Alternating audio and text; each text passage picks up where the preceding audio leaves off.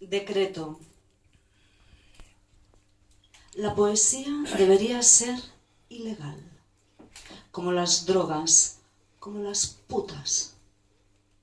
La poesía debería agarrar al poeta y al poema por el cuello y obligarles a invadir las calles con barricadas y a gritar que a la mierda nunca fue bastante lejos.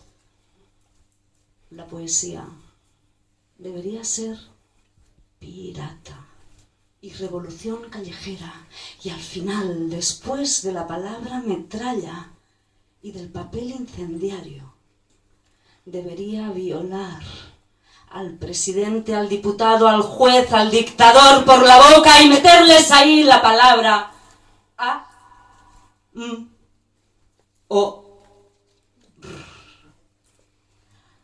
Amor. Cada fonema una bomba.